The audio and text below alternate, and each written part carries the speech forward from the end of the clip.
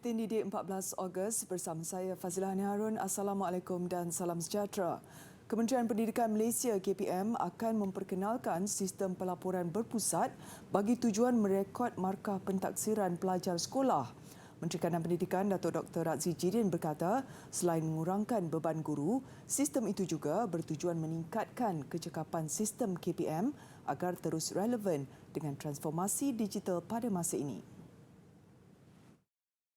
Jelas Datuk Dr. Razzie, pembangunan sistem pelaporan berpusat itu adalah salah satu daripada pelbagai elemen transformasi pendidikan yang akan diperkenalkan KPM dalam masa terdekat. Ketika ini, seseorang guru perlu menyalurkan rekod markah pelajar kepada pelbagai pihak termasuk KPM serta Pejabat Pendidikan Daerah PPD. Begitu juga dengan pembinaan jadual waktu yang difahamkan masih dilakukan secara manual di sesetengah sekolah. Dengan adanya sistem pelaporan berpusat ini, pihak lain yang memerlukan rekod markah pelajar boleh mengeluarkan data daripadanya. Guru pula hanya perlu memasukkan subjek pelajaran, jumlah pelajar dan data-data berkaitan untuk membina jadual waktu sekolah. Datuk Dr. Razzie berkata demikian pada program Showcase Transformasi Pendidikan di Putrajaya yang berlangsung selama 3 hari bermula Jumaat lalu. Lepasan Sijil Pelajaran Malaysia SPM perlu memahami melanjutkan pengajian ke peringkat lebih tinggi bukanlah untuk menjamin peluang kerjaya semata-mata. Ia sebaliknya perlu dilihat sebagai pemangkin mencari ilmu dalam membentuk sahsiah diri menjadi lebih matang dan mampu menghadapi persaingan. Ini penting dalam memastikan masyarakat dan negara menguasai pelbagai cabang pengetahuan seiring kemajuan teknologi. Kebelakangan ini wujud polemik berhubung kecenderungan lepasan SPM untuk tidak menyambung pelajaran. Malah ada sebahagiannya terpengaruh dengan fenomena jutawan segera media sosial. Situasi itu menyumbang kepada penyusutan kesedaran terhadap kepentingan melanjutkan pengajian. Bagaimanapun, tanggungjawab dalam mendidik dan menyemai kesedaran itu tidak seharusnya dibebankan ke atas ibu bapa serta guru semata-mata. Bukan saja pada guru-guru. Jadi bukan pada guru, bukan pada ibu bapa saja, tetapi pada masyarakat. Dan siapa masyarakat ini? Salah satunya adalah media sosial. Media sosial juga memainkan peranan penting kerana walau bagaimana orang kata jutawan seseorang itu pun, katakanlah dia jutawan, billionaire, satu waktu keadaan dunia kita pastinya akan berubah. Ada di antara mereka mempunyai persepsi bahawa tiada kepentingan untuk menyambung pelajaran ke peringkat tinggi ekoran wujud pekerjaan di sektor gig economy atau p-hailing sebagai sumber pencarian hidup. Stigma ini harus dibunuhlah. Okey. Memang boleh buat sambilan, tetapi dalam sambilan itu cuba cari pendidikan untuk elemen future proof yang saya cakap tadi. Orang kata masa depan yang kebal. Apa nak jadi pun dia ada sijil tersebut. Nada sama turut dikongsi Pengarah Pusat Pembangunan Kerjaya Universiti Kebangsaan Malaysia UKM, Profesor Madya Dr. Saleh Ahmad. Sekarang ni, kalau para pelajar lepasan SPM, dia keluar, dia masuk saja pasaran pekerjaan, dia mungkin nanti sama dengan buruh-buruh asing yang mungkin tidak ada kemahiran. Tapi kadang-kadang kita lihat buruh-buruh asing juga ada kemahiran-kemahiran mereka itu sendiri. Malah ada juga buruh-buruh asing yang mungkin mempunyai sijil, diploma, malah ada juga yang ada ijazah. Jadi penting kepada para pelajar. Walau apa jua faktor penyumbangnya, situasi ini cukup membimbangkan memandangkan pendidikan adalah teras penting dalam pembentukan modal insan seseorang individu. Kerajaan Melaka akan memperluas program Singgit Sepusin ke semua sekolah di negeri itu bagi meningkatkan amalan kitar semula bermula dari peringkat pelajar. Exco Pendidikan dan Teknologi Negeri Datuk Rais Yassin berkata ia akan menjadi pelengkap kepada program Eco Schools yang mempunyai matlamat sama menjadikan Melaka sebagai negeri lestari menjelang 2035. Ada beberapa jenis sisa yang boleh kita jual dan bawa ke sini hari ini, iaitu sisa minyak masak, sisa fabrik, elektronik, tin aluminium, botol kaca, kertas dan botol plastik minuman. Ini semua adalah untuk memastikan kita semua daripada peringkat anak-anak kecil sekolah sehinggalah peringkat dewasa tahu kepentingan untuk menjaga alam sekitar dan juga sumber semula jadi. Beliau ditemui selepas merasmikan program Singgit Seposen peringkat daerah di Jasin. Menurutnya, menerusi program Eco Schools yang dilaksanakan ketika ini, 17 sekolah menerima pengiktirafan itu berikutan pengamalan hijau yang tinggi. Program yang dilancarkan pada 6 April tahun lalu bertujuan mendidik masyarakat menguruskan sisa buangan di rumah dengan lebih teratur. Dengan berkonsepkan pandu lalu, orang ramai perlu mendaftar di kaunter pengimbas sebelum meletakkan barangan terpakai di kaunter mengikut kategori sisa yang dibawa. Mereka seterusnya akan menerima wang di kaunter bayaran dengan kadar tertentu mengikut barangan kitar semula yang dihantar. Hasil program hari ini, pihaknya mengumpul 4,500 kilogram daripada 7 jenis sisa dengan nilai RM2,300. Bersempena pameran kecantikan tersohor oleh industri kecantikan profesional bertaraf dunia, International Beauty Expo IBE 2022, Genius Remaja turut mengambil peluang mendedahkan pelajar-pelajar mereka melalui acara Inspired Runway. Ia merupakan peluang yang baik dalam meningkatkan keyakinan diri remaja di samping memberi pendedahan kepada dunia kecantikan sebenar. IBE 2022, anjuran Persatuan Makeup Artis Bumiputra Malaysia, memberi ruang dan peluang kepada peserta Genius Remaja untuk memperagakan segala ilmu yang dipelajari sepanjang mengikuti kelas kemahiran bersama program ini. Ia merupakan satu program catwalk yang melibatkan kelas kecantikan di mana para pelajar makeup model-model dan model-model ini memperagakan pakaian mereka di pentas IBE iaitu International Beauty Expo. Ini merupakan satu penghormatan bagi program Genius Remaja yang julung-julung kali kita perolehi. 10 remaja yang terdiri daripada 5 juru makeup dan 5 model memperagakan busana dengan pelbagai tema. Kesemua elemen yang diperagakan ini adalah inspirasi daripada jiwa remaja yang diterjemahkan dalam bentuk lukisan wajah dan hiasan pakaian. Mereka sudah mempersiapkan diri dengan latihan sulikan dan peragaan sejak 6 bulan lalu dengan bimbingan tenaga pengajar berpengalaman. Yang saya nampak, adik-adik yang buat runway ni cantik, dia punya flow jalan semua okey, and then dari segi makeupnya mungkin a bit masih baru, so nanti kena polish sikit lah, tapi dari segi runway tu I bagi thumbs up lah, so bagus, tak ada kena tak mana-mana. So sebab ini lagi pun ini adalah stage international. Untuk budak-budak baru, dia okey. Bukan mudah untuk remaja-remaja ini dipanggil beraksi dalam acara Gilang Gemilang melibatkan lebih 1,000 pempamer dari 28 negara serta lebih 30,000 delegasi kecantikan profesional dari serata dunia. Justru ia platform terbaik bagi Genius Remaja melahirkan bakat-bakat baru. Mula saya merasa agak nervous dan tidak confident, tapi dengan latihan dan pertolongan daripada Genius Remaja, alhamdulillah saya dapat sampai ke sini.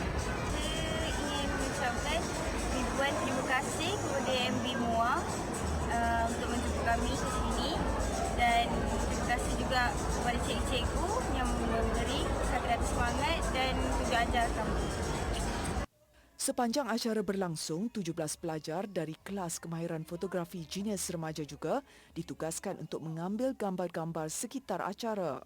Diharapkan acara ini dapat menyuntik minat lebih ramai remaja B40 untuk terlibat, seterusnya meningkatkan kadar kebolehpasaran tenaga kerja yang kreatif, progresif dan dinamik agar dapat bersaing di pasaran luar.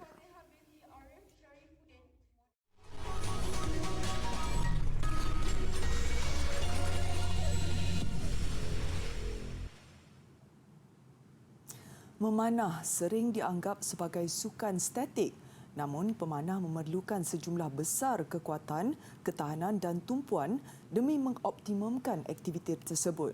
Antara kebaikan sukan memanah ialah meningkatkan fokus sekaligus membantu pemanah terutamanya pelajar mempraktikkannya melalui akademik seperti di dalam kelas dan sebagainya.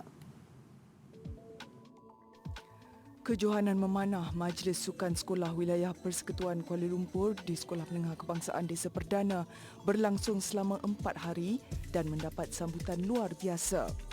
Menurut penganjur yang juga pengetua Sekolah Menengah Agama Majlis Agama Islam Wilayah Persekutuan SMA Mawib, Nurul Amali Muhammad Syahsudin, program mendapat penyertaan 257 pelajar. Kita ada kategori bawah 12, bawah 15 dan bawah 18 tahun dengan jarak panahan yang berbeza dah. Dan ini adalah acara yang saban tahun diadakan. Dengan penganjuran kali ini kita nampak mutu persembahan peserta-peserta makin meningkat dengan sokongan ibu bapa sekolah dan pihak yang persatuan-persatuan memanah lah di sekitar Kuala Lumpur. Tambahnya, kejohanan memanah kali ke-16 itu merupakan tiket bagi peserta untuk melayakkan diri mewakili pertandingan memanah di peringkat kebangsaan yang akan berlangsung di Perlis bulan depan. Bagi salah seorang peserta berusia 17 tahun dari SMK Konvent Jalan Pil, Aidatul Widad Makrub, pengalaman menyertai sukan ini selama 5 tahun banyak memberi pengajaran buatnya, termasuk belajar daripada kesilapan. Memanah ni depends on ourselves. Which is like memanah ni dia kan bergantung pada kita nak tahan semua tu kan. So bak kata kot saya, kalau kita dalam keadaan kita gemuruh, gementar, gelabah semua tu, itu based on personality kita. Bercita-cita menjadi saintis dalam bidang fizik, Aidatul Widad turut menasihati rakan sebayanya untuk cuba menjinakkan diri dengan sukan memanah kerana ia bukan sahaja sunnah Nabi tetapi juga memberi manfaat kepada tubuh badan manusia. Bagi pemenang kejohanan memanah kategori bawah 15 tahun dari Methodist Boys School Bukit Bintang, Adam Aidan Mikael, sukan ini secara tidak langsung membentuk jati dirinya. Sebenarnya memanah ni ikut minat. Dia kalau nak masuk pun masuk sebab best. Dia banyak bagi pengajaran dan banyak bagi pengalaman untuk diri sendiri. Disiplin saya meninggi. Lepas tu dah pandai mengurus diri sendiri dan berdikari. Dan saya rasa berpuas hati sebab masuk sukan ini. Dia juga berhasrat menyertai Persatuan Memanah Kebangsaan NAAM pada tahun hadapan, seterusnya menghadiri sesi pemilihan untuk bersaing di peringkat lebih tinggi.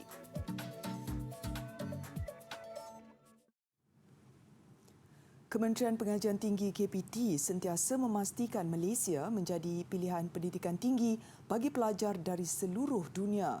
Menurut menterinya, Datuk Seri Dr. Noraini Ahmad, ia termasuk usaha KPT menambah baik pengajaran dan pembelajaran PDP dalam talian bagi memastikan amalan pembelajaran di negara seiring dengan perkembangan teknologi dunia. They also intensified the implementation of other e-learning modes such as massive open online courses. And aside from that, learning management systems have also been fully utilized to organize teaching materials and documents, assessment and tasks. Additionally, assessment tools as well as teaching and learning handling guides were created to aid lecturers in conducting their classes. Beliau berkata demikian pada majlis Meet and Greet with International Student in Malaysia di Universiti Teknologi Mara UiTM Shah Alam. Majlis yang dihoskan oleh bahagian Education Malaysia, Jabatan Pendidikan Tinggi JPT dan UiTM itu mengumpulkan hampir 500 pelajar antarabangsa. Antaranya dari China, Jordan, Nigeria, Palestin, Pakistan, Iraq, Jepun dan India yang sedang melanjutkan pengajian di IPT Malaysia. Majlis turut diserikan dengan sesi perkongsian pelajar yang telah memilih Malaysia sebagai destinasi pengajian sambil dihiburkan dengan persembahan kebudayaan serta reruai pameran yang memaparkan negara asal masing-masing. Turut hadir Ketua Setiausaha KPT Datuk Seri Abdul Razak Jaafar dan Naib Chancellor UiTM Profesor Datuk Dr. Roziah Muhammad Janur.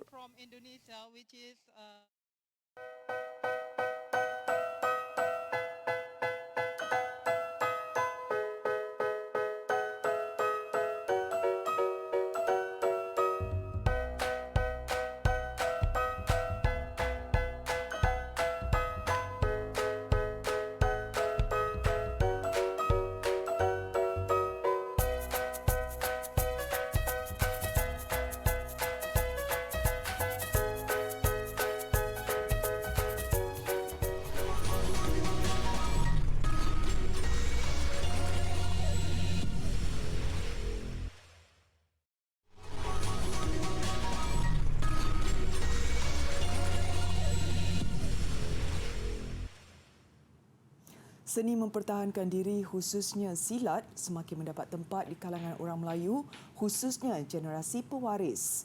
Ia terbukti apabila Persatuan Seni Silat Tempur Kerambit di Pelentong Johor Bahru makin menarik perhatian generasi muda seawal usia 7 tahun.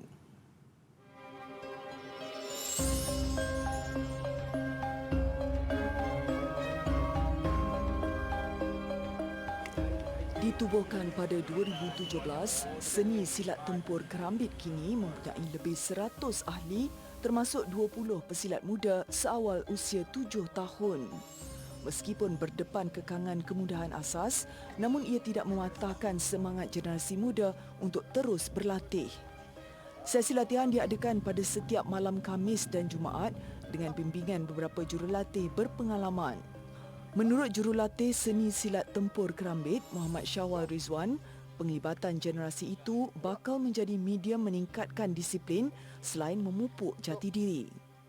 Saya harap semua pesilat dapat membentuk jati diri ataupun bela diri, senang cerita, supaya generasi Melayu dan juga warisan Melayu tak pupus begitu aja. Jati diri. Lepas tu saya amalkan konsep adat dan adab. Justru usaha menarik lebih ramai anak muda akan terus dipergiat agar seni warisan Melayu itu tidak hilang di telan zaman. Kalau main silat sini dah 6 tahun lebih. Lepas tu dengan kawan-kawan semua, dengan jurulatih.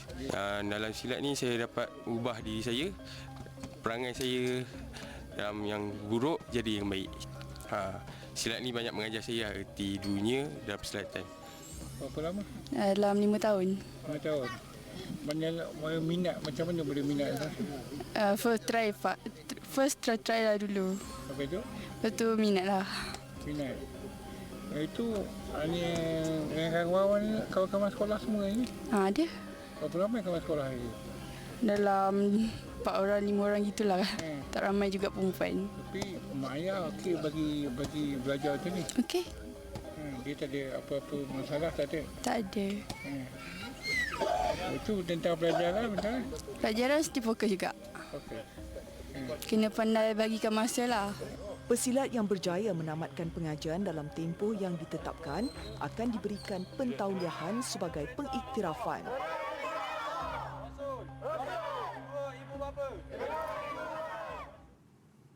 Seorang pelukis mural dari Los Angeles, Amerika Syarikat sanggup menggadai nyawa apabila menjadikan himpunan kenderaan rosak di sebuah bandar di Ukraine yang dibedil Rusia sebagai kanvasnya. Trek Thunder Kelly nekat menyumbang bakatnya bagi manfaat penduduk Ukraine selepas mengetahui tentang keadaan di bandar Irpin. Dia juga berharap usaha itu dapat membantu mengumpul dana untuk memulihkan bandar tersebut. Semangat Kelly semakin kuat apabila beberapa pelukis tempatan tampil membantunya menjayakan program berkenaan. Berikutnya, mereka merancang menghasilkan lukisan mural di pusat kebudayaan yang telah rosak. Karya itu nanti akan ditukarkan menjadi seni digital NFT dan hasil jualannya akan disalurkan untuk projek kemanusiaan setempatan.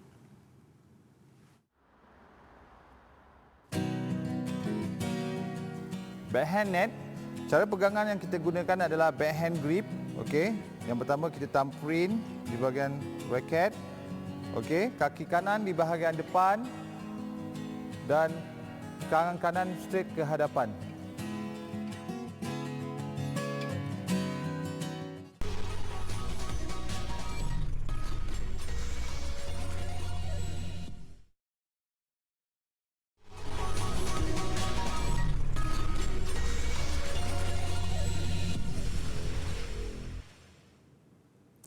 Sukan atlet ski air negara Alia Yung Hanifah menamatkan kempennya di kejohanan ski air Asia IWWF di Changcheon, Korea Selatan yang berakhir semalam dengan menggondol 4 pingat emas.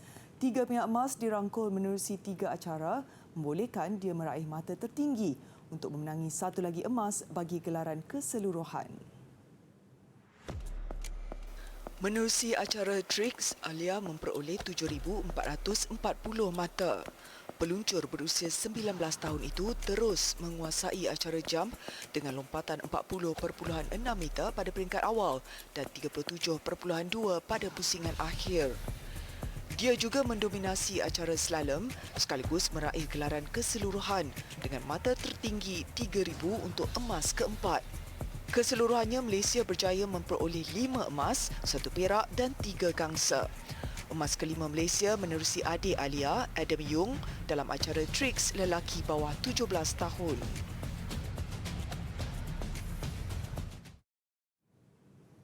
Dua pasukan merakam kemenangan dalam aksi Liga Super semalam, manakala satu lagi pertemuan berakhir dengan keputusan seri. Negeri Sembilan FC menewaskan PJ City 2-0 menjadikan kemenangan keempat berturut-turut diraih. Terengganu FC menang 1-0 ke atas Sarawak United, manakala Melaka United seri 2-2 menentang Seri Pahang. Negeri Sembilan membawa momentum 3 kemenangan berturut-turut dalam saingan Liga Super ketika bertandang ke Selangor berdepan PJ City. Minit ke-11 tuan rumah dibocori oleh jaringan pembukaan permainan Gustavo Almeida. NSFC terus menghalang cubaan PJ City untuk bangkit menyamakan keadaan. Pada separuh masa kedua, Gustavo sekali lagi menemui sentuhan pemusnah dengan meledak gol kedua peribadi. Keputusan 2-0 memberikan NSFC kemenangan ke-9 musim ini dan 2 mata terpisah dari Sabah yang mengumpul 34 mata di tangga kedua. PJ City pula tewas kali ketiga dalam 4 aksi terakhir dan kekal di kedudukan ke-11.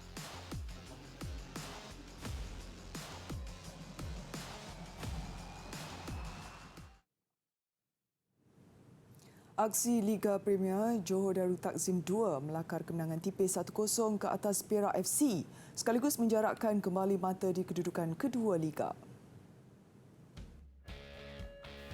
JDT mengekalkan kedudukan selepas mengutip kemenangan ke-9 di Stadium MBPG Johor. Kedua-dua pasukan mempamerkan aksi berintensiti tinggi dengan masing-masing menyusun strategi untuk memburu gol. Ketika aksi babak pertama memasuki minit kecederaan, tuan rumah akhirnya memecah kebuntuan apabila sepakan percuma Musa Sidibe disudahkan Feroz Baharudin. Perak terus berusaha keras untuk membolosi benteng terakhir Harimau Selatan. Tetapi keadaan tidak berubah menyebabkan rekod 2 kemenangan berturut-turut The Boss Scorers lebur dengan kekalahan ke-9 musim ini.